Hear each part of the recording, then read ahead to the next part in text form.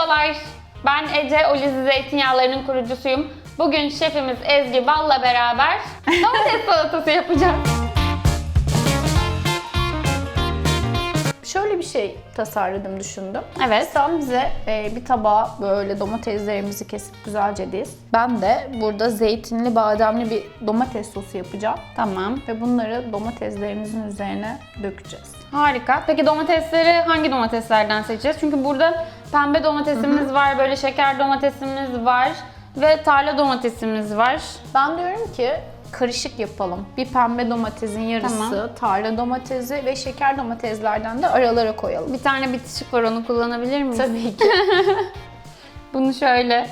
Ece bunları böyle Tamam. Nasıl, ortasını küp küp aldıktan mü? sonra gelişigüzel şöyle tek lokmalık aynen. atabileceğimiz gibi ağzımıza. Okey, tamam. Kesebilirsin hepsini.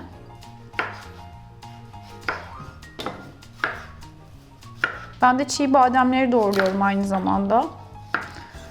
Tavada Olize Everyday ile ve deniz tuzu ile birlikte. Kavuracak mıyız? Evet, kavuracağım. Neden Olize Everyday'i tercih etmek istedin? Isıl işlem görecek. O yüzden Premium Everyday'in olmasına gerek gerek yok. Premium'u en daha son çok tazelerle. evet tazelerle Baskın direkt ağzımıza atacağımız gıdalarla kullanıyorum. Daha çok böyle bitiş soslarında falan ben de seviyorum. Önce tavaya attık. Tava ısınıyor iyice. Tavanın içinde bademler de ısınıyor. Domates çok ilginç. Şimdi biraz temizlememiz gerekecek tabii. Doğa bunu bize bu şekilde vermiş. O mis gibi. Ezgi hiç korktuğumuz gibi değil. Hadi ya. Evet. Bunları biz lokmalık doğradık. Evet, tek lokmada ağzımıza atabileceğimiz şekilde, yenmesi daha rahat olabilecek şekilde. Ve gelişi doğradık. güzel. Gelişi güzel. Şimdi zeytinli de bir sos yapıyoruz ona, bademli zeytinli.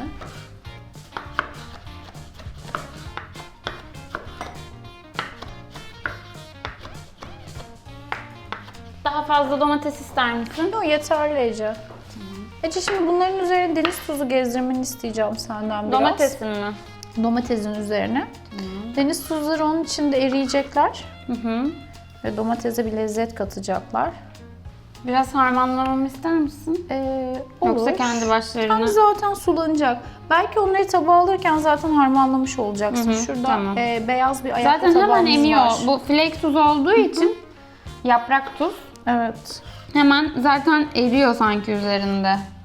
Yine içlerini çıkardığını görüyorum. Yine aynı mantıkla sulanmasın diye. Sulanma, Bir önceki evet. salatamızda da videomuzda da yapmıştık. Belki izlemek isteyenler roka salatasına mı Roka koymuştuk? salatasını da yaptık, evet. Aynı şekilde içlerini çıkardım ve küçük küpler yapıyorum. Bu bir Şu görüntünün güzelliği inanılmaz.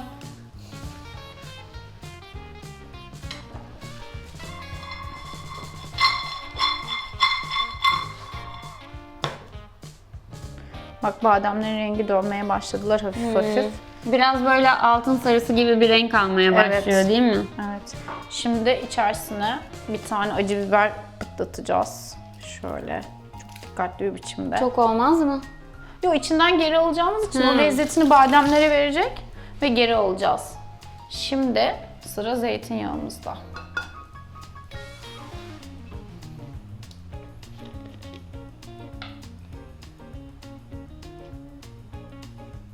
Buna bolca zeytinyağı koyuyoruz Ece. Hı.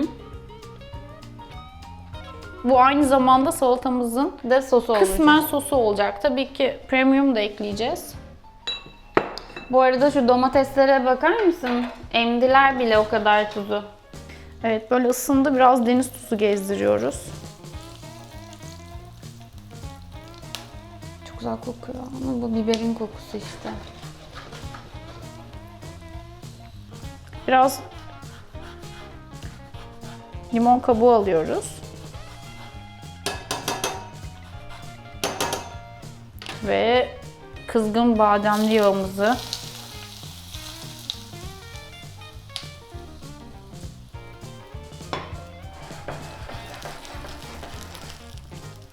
ve içindeki acı biberleri çıkartıyoruz ki herhangi bir Kazaya sebep olmamak için.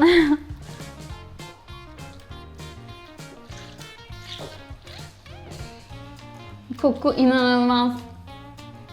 Ve biberin de katkısı büyük, o çok ince bir detay oldu.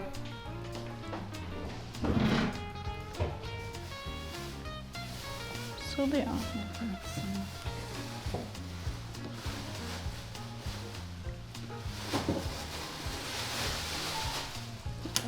Tamam.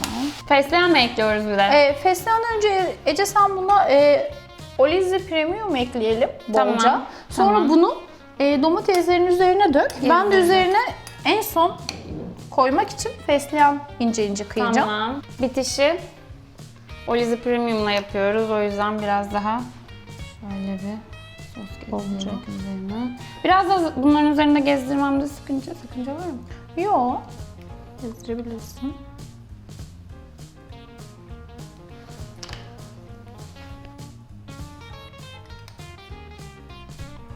Oldu mu şefim?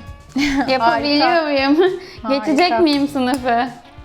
Evet, bunda bir siyah zeytin kullandık. Hem pembe hem tarla. Elimizde ne varsa. Gelişi güzel lokmalık olacak şekilde yaptık ve güzel bir koku kattı. Eminim tadını da katmıştır.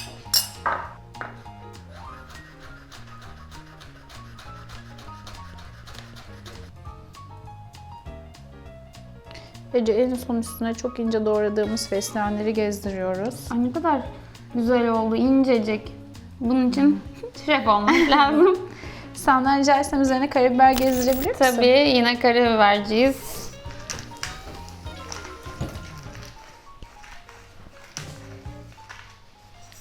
Teşekkürler. Evet.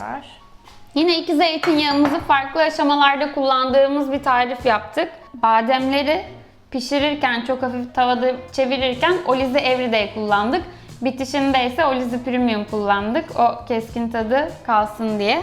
Tadına bakma zamanı geldi. Tabii ki ben hemen... Burada var. Çatal.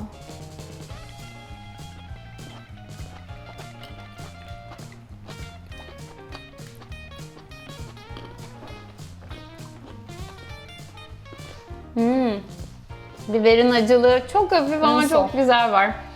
Bir de siyah zeytinin baskın bir tadı oluyor. Evet. Domatese de çok yakışmış. Harika. Ezgi şefim, eline sağlık. Afiyet olsun. Yine müthiş bir tabak. Ezgi şefim, yine harika bir tarif uyguladık. Çok basit domates salatası deyip geçebilirsiniz ama içine öyle farklı şeyler ekledik ki bir de 2 tane farklı yağımızı farklı aşamalarda kullandık. Onun için de iyi bir örnekti. Hani neyi nerede ne zaman kullanmalıyız? Evet. Bunların farkları neler? Hani hep anlatıyoruz ama tekrar söyleyeyim. Olize Premium Organik'in daha baskın ve keskin bir tadı var. O yüzden onu bitişlerde kullanmayı tercih ediyoruz. Everyday'de daha tavada çevirme, fırında yaptığımız, birazcık ısı uygulayacağımız şeylerde kullanıyoruz ki çünkü onun çok baskın bir tadı olmadığı için onu kaybetme riskimiz de çok fazla olmuyor ama yine de harika bir bitiş oldu. Bayıldım. Ellerine sağlık. Afiyet. Sizler de denemek isterseniz denedikten sonra yorumlarınızı yazmayı unutmayın. Tarifimiz hoşunuza gittiyse videomuzu beğenin ve kanalımıza abone olmayı unutmayın. Sevgiler, afiyet olsun.